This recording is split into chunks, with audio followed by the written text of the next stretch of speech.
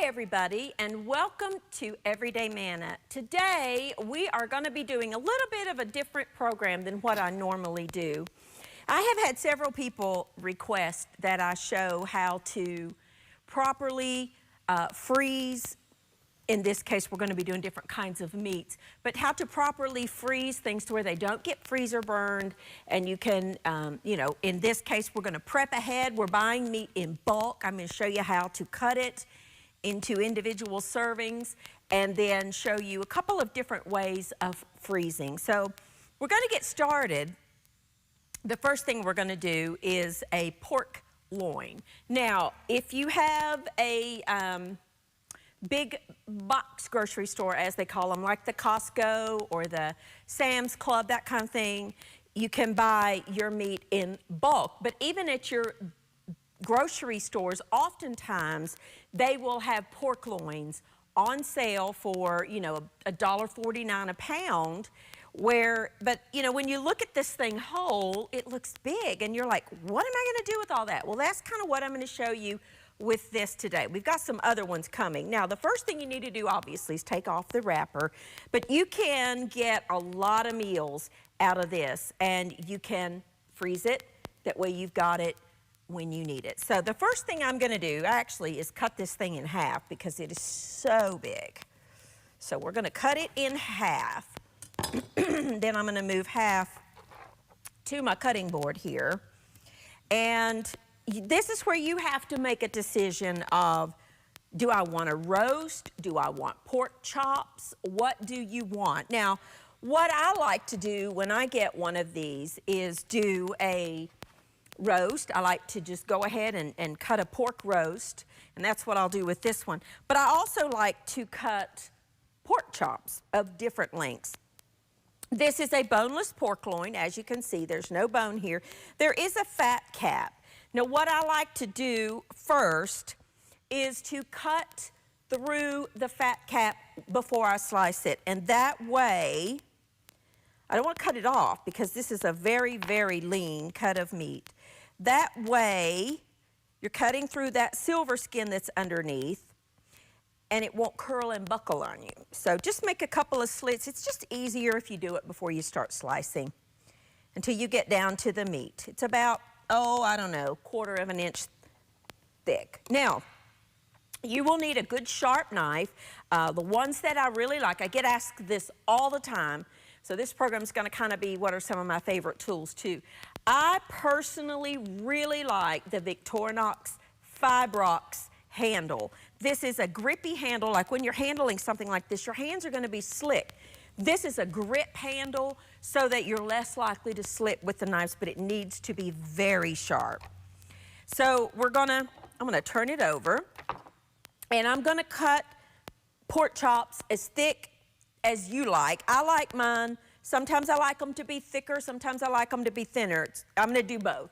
I'm gonna cut some thicker, because what I'll do then is, when I'm ready to cook, is I'll cut a slit here and I'll stuff them.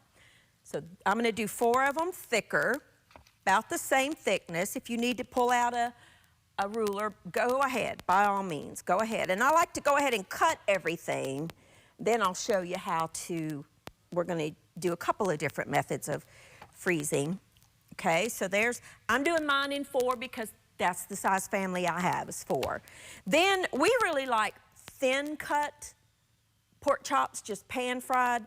So, and if you don't want to do this part, by the way, all you have to do is go to the butcher counter, take the piece of meat that you've chosen, tell the butcher what you want, and they will slice it for you and put it back in the package. Then you can come home and do the part that we're going to do in a few minutes. If you're not comfortable doing this part, your butcher will do this for you. So I'm going to cut some, we like them thin. You can use that, or you can use a chef's knife. Either one. That's a boning knife. Either one will work. I want to show you both. But you do need a sharp knife. Cut them in the sizes that you want. Now with these, we can eat more than one a piece, so I like to do mine in packages of 8. That gives us 2 a piece. So I'd like to cut mine in packages of 8, 4, 5, 6, 7, 8. Okay, so there's 2 meals. Let's put that here. We'll go ahead and put this to the side for a minute. And then I'm going to take this other half and I'm going to say, okay, I'm going to do this as a roast. So you could actually get 2 roasts out of this easy. So I will just cut this in half and I will freeze both of them separately. So there's 1, 2, 3, 4. And with this little piece, you could either cut more thin cut pork chops, or you could cut it into thin pieces just like this.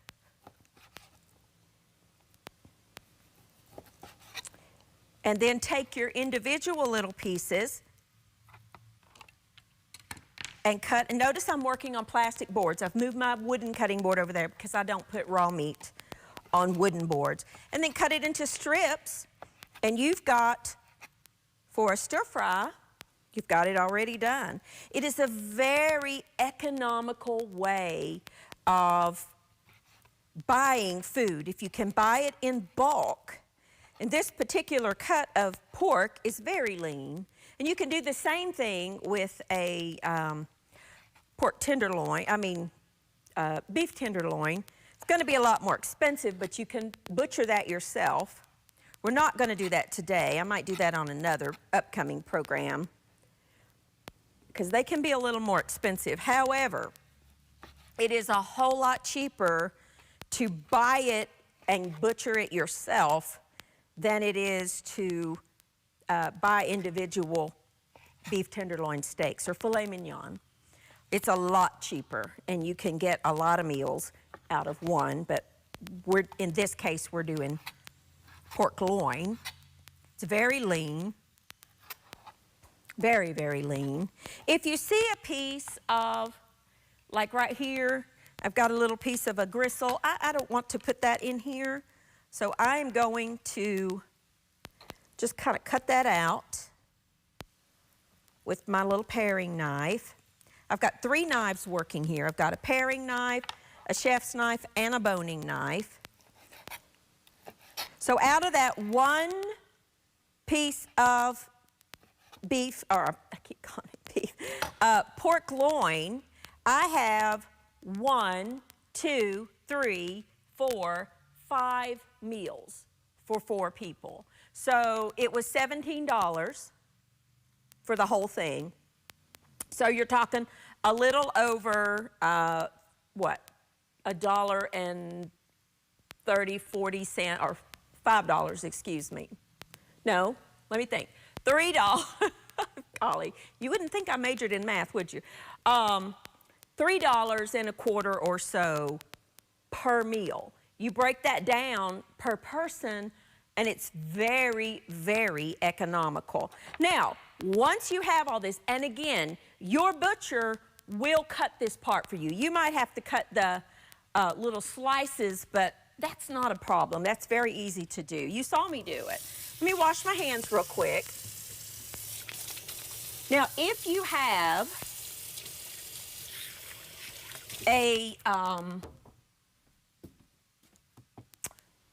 oh my goodness, a vacuum seal appliance like I have here, this is very simple. It's worth the investment. If you buy meats in bulk, it is worth the investment to buy one of these. They're about, I think this one was like $80, but it's gonna last me forever. I had one before, and I had it for over 20 years, and so it was well worth the investment. Now, my particular model, I will tell you, my particular model is the Nesco, N-E-S-C-O. There's different brands on the market, but you want to get one that's simple. Don't get the complicated machines out there. This is my favorite. Now, my particular model, and again, you're gonna need to follow your manufacturer's directions. My particular model will cut the bags for me. So what you wanna do is decide how big you want your bag, and you want it to be a little bigger and then mine cuts it. So I now have the baggie. It comes in rolls, just like this. And I'm gonna seal the bag itself. So you just put it over. I like to do it where the curly side's down. It's a little easier. Put it down and then just hit the manual seal button on mine. It will depend on your particular brand as to how you do it. Mine just does it automatically. It takes about 9 seconds. I'm gonna let that one go. I already have one here done. And it seals that side. Come on. Why are you being contrary here? Okay. We are, I've got one here, and I'm gonna show you what to do. I'm gonna put my thick cut chops in here in one layer. And if you want to go ahead and add your brine or marinade, go ahead and freeze it in there. It's fine. I've done that many times.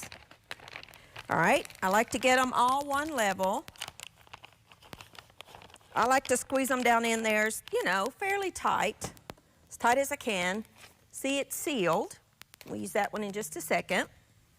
Now, my particular model, what you do, and again, this will depend on your model.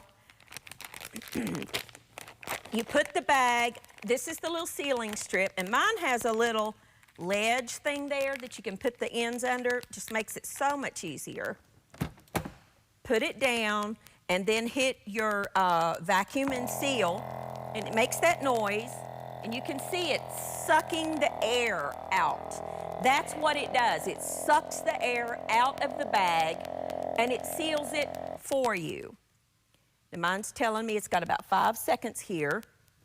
So while we're waiting, we can go ahead and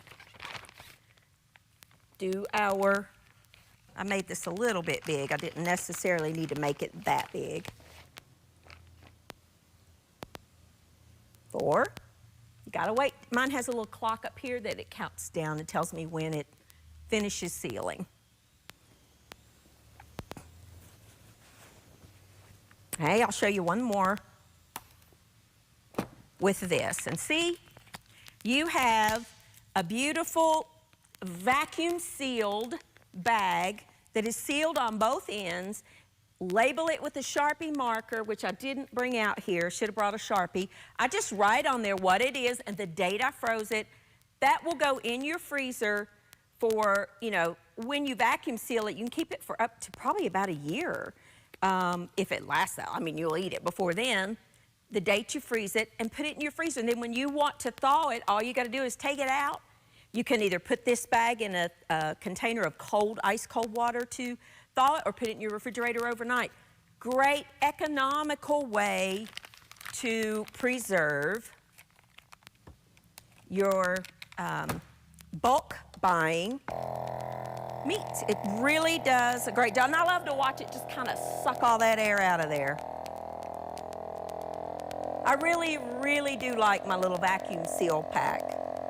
But I'm gonna show you what to do. Okay, while that's finishing, I'm gonna show you what to do if you don't have one of those. Get yourself, now this is not as airtight, but it works pretty good. Get yourself a Ziploc freezer bag. All right? Then, where's my, there it is. Okay, my thing is done. It releases that pressure. See, I've got a beautiful Ziploc seal. Now, before we start this, if you notice that maybe you didn't have it in there exactly right and it doesn't have that vacuum seal, you can cut along that edge and reseal it. Works great. So there's 2. I'll do the rest of these off camera, but I do want to show you, if you don't have one of these, you can either wrap this up in, I would do like parchment paper or wax paper first, and then wrap it really tight in aluminum foil. But even at that, you're gonna end up with freezer burned meat. So what I like to do is get a Ziploc baggie, get out as much of the air as you can, get yourself a straw, seal it up to one end, takes a little air, reverse, suck that air out of there. You watching? Get me a good, let's get all of it out I can. If you need to get another breath, pinch it.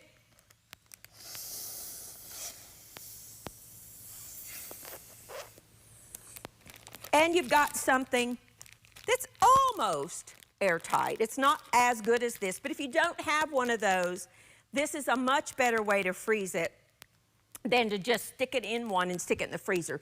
The air will freezer burn your meat, so make sure that, you just get a good straw and suck the rest of that air out of there, and then pull the straw out while you're pinching the package. So there are two different ways to do a pork loin. I'm just gonna clean up, get another, I'm gonna get some ground beef that I bought in bulk out of the refrigerator, and when I come back, I will show you how to divide that up and freeze it. So I'll be back in just a second.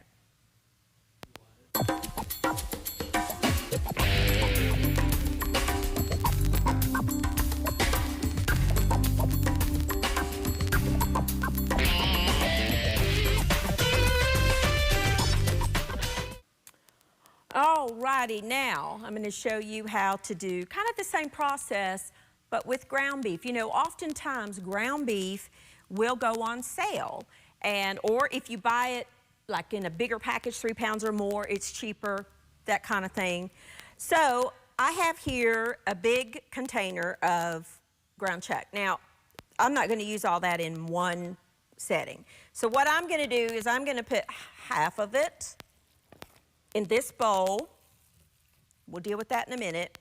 And then the other half, for me, about like for chilies and things like that, a 1 pound serving or so is plenty. So what I'm gonna do is, just for sake of time, I already sealed the one end of my bags. And I'm gonna do the other one, just like I did the pork chops, but this time with beef. But now I'm gonna show you a little trick. With beef, before you seal it, if you will just flatten it out, number one, it's a space saver in your freezer. Instead of bulk, you've got it flattened out, and it can stack on top of each other easier, but it's also quicker to thaw. So, just gonna put this over my container. You wanna make sure that your meat, no matter which brand you're using, you don't want your meat product to be where the sealing is going on. And I'm gonna hit the vacuum seal. Takes about 8 seconds. See, it's sucking all that air out of there. And it really just freezes beautifully. Have you ever just put ground beef in the package? You get it from the grocery store straight in your freezer? Doesn't freeze well. This is a much, much better way to save money because you're buying in bulk, and then you can reduce your trips to the grocery store. And let's all be honest, you may go to the grocery store for one thing, but you don't walk out with just one thing. So if you have things prepped ahead, you can meal plan around the things that are on sale, and you've got your packages, and then you can just stack them right on top of each other. You can do the same thing. Again, not quite as airtight as that one, but you can do the same thing in your Ziploc bag. Still flatten it out. Okay, get as much, start your sealing, make sure you're sealing. Get as much of the air out as you can, and then put your straw on one end, pull your seal over to it, and then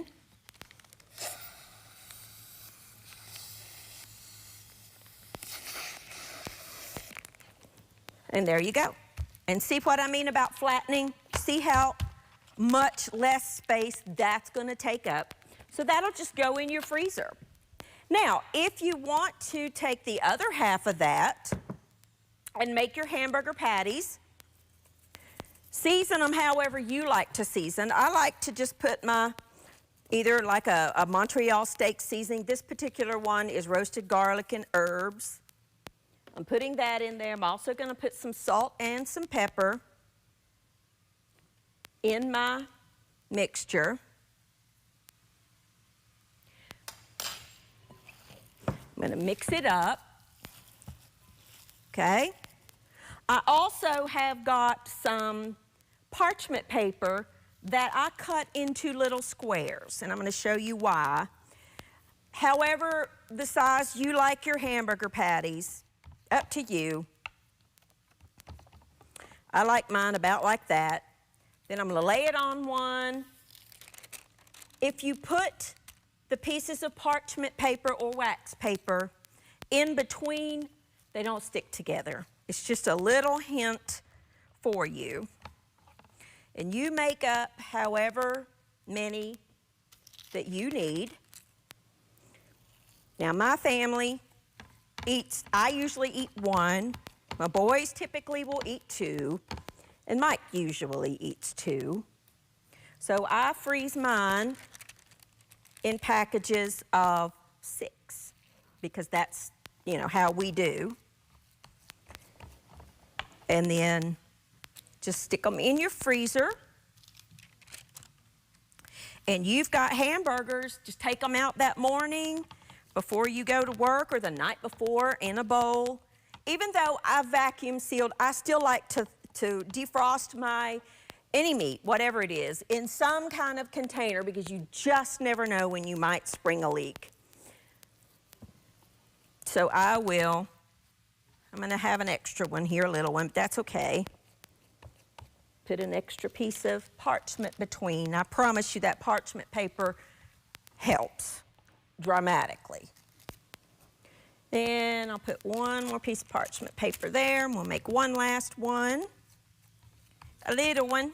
So in this meal, I'll have an extra little one, or we will have one left over for the next day, which is A-okay.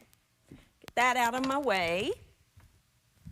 Now, I have a bigger bag. You could do the same thing in a Ziploc baggie, but I like to go ahead and put a parchment on the top to keep it from, just makes it easier. And then I just cut these myself out of parchment paper. Just put them down in there.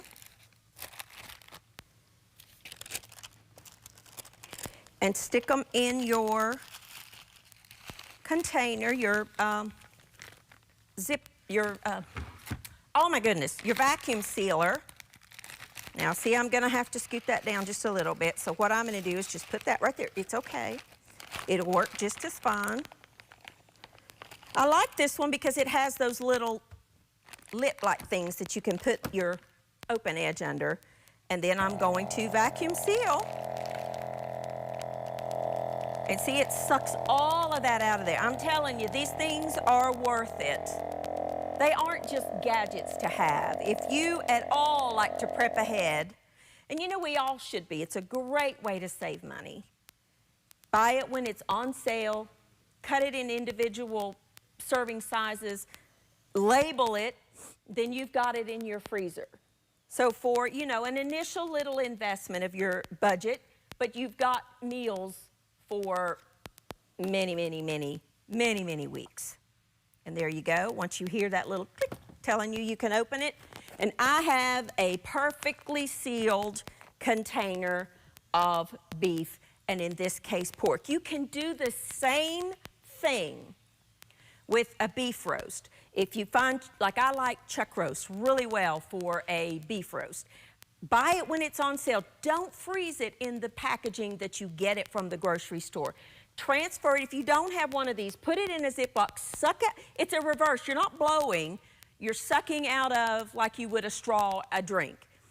And then label or cut it into individual pieces for beef stew, however you want to do it. These are just a couple of little hints and tricks that you can try and save yourself some money, have your family's meals ready to go, or your meals. It's great if you're 1 or 2 people. Do the same thing, just freeze it in smaller packages. You can still buy in bulk. You can still save money. Just instead of having 6 or 8 hamburgers, have 2 or 3, whatever you want. These are just some ways that I want to bring to you to save some money. Buy it in bulk, freeze it, break it down, freeze it, label it with a Sharpie marker, pop it in your freezer, and then you're ready to go. I hope you enjoyed today's program. Thank you for joining with me, and I will see you next time on Everyday Manna.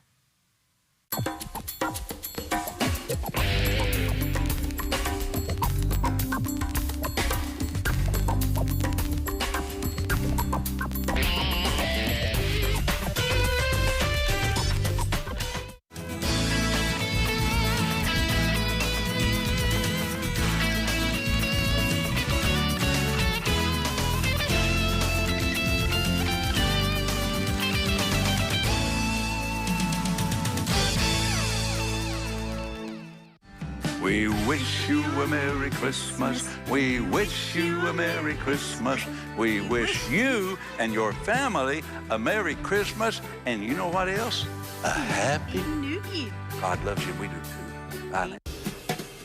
Living Faith Television and Pastor Boyd Bingham and the Binghamton Baptist Church wish you the merriest Christmas and Happy New Year.